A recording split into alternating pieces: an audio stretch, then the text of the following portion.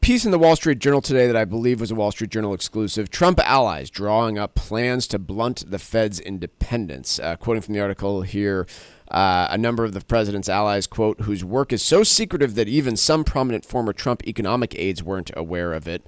I don't know how it's so secretive that we're reading about it in the Wall Street Journal, but nonetheless important story to discuss. Now, the allegations here are that these members of Trump's inner circle are working up plans to remove the head of the Federal Reserve and replace Jerome Powell with somebody presumably more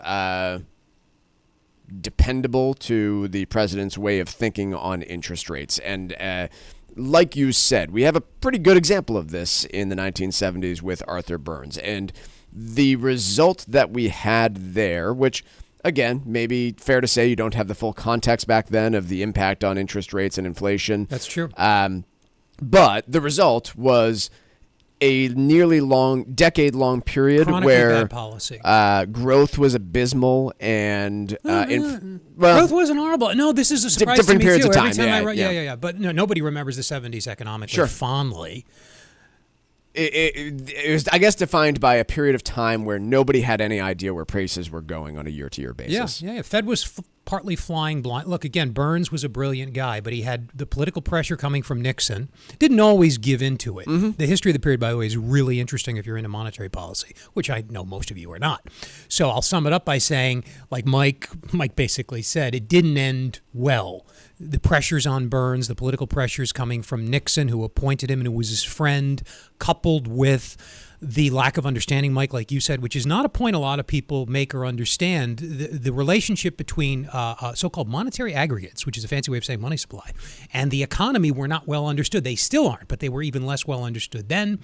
The Fed didn't raise interest rates to squash inflation the way it does today. The relationship wasn't understood to be as clearly as we think we understand it today.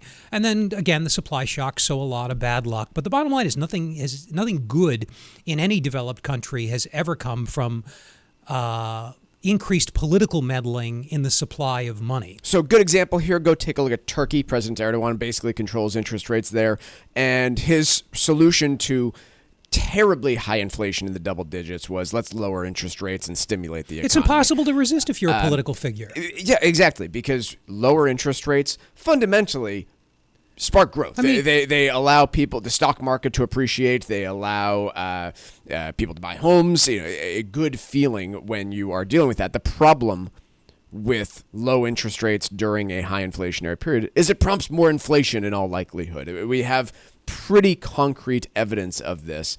And I guess my point with all of this, so the Federal Reserve in the United States, I know you and I myself have had plenty of criticism of Jerome Powell and his actions taken over Trump the last few appointee, years. by the way. You might start with making better appointments rather than injecting yourself into the process. So plenty of criticism there. But one thing I will not criticize for this Federal Reserve for is succumbing to political pressure. I think that is one area that they have done exceptionally well to push back from that and say, we will not allow that to happen.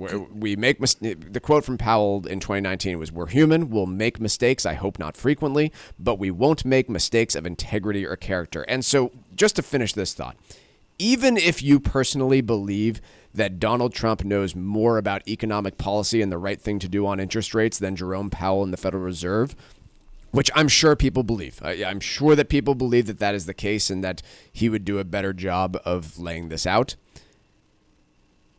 He needs to disavow this because of the precedent it would set. He won't, because I think he believes it. I know he won't. But even if you, again, believe he is the almighty savior of this economy and we'd be better at central banking, he will not be the president for the next 100 years.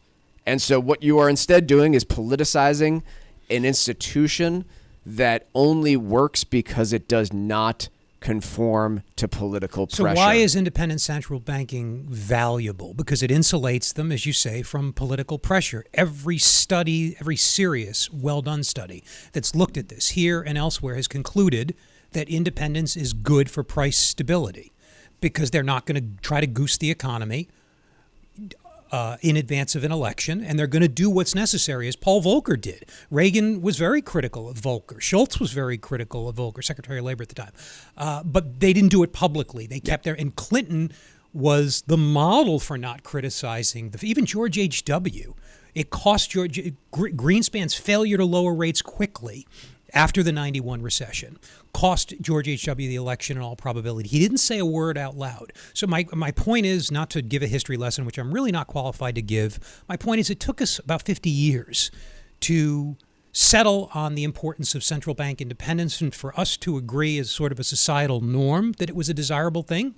To wreck it in just a few months would be, the height of irresponsibility. And again, I hope this isn't a serious idea. Yeah, I hope not as well. The allegations are pretty serious. And again, for anyone that gives two damns about the future of the American economy, you should insist that this gets disavowed and gets thrown in the trash as a stupid idea.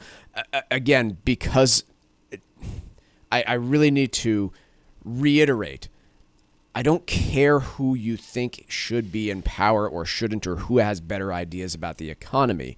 The fact of the matter is, if you do away with central bank independence, then you do away with it permanently. If you make it so the executive can remove the head of the central bank of the United States, then the next president, who you probably won't agree with, will do the same thing, and then you have this revolving door of probably what it leads to is artificially lower rates, much higher inflation, much bigger problem with deficits, and an economy that, spirals into higher inflation for a longer period of time. That is the risk that you run with all of this. Maybe good results in the short term. Maybe you could have the stock market take off. You could have the housing market take off. You could have an employment drop. Could be really good results in the short term. And you'd be sacrificing what I would estimate would be terrible results in the long term. I mean, if you're upset with inflation, the solution is tighter, not looser money. Yep. Neither presidential candidate, neither Trump nor Biden, will advocate for higher interest rates. They'll say give current rates more time to work.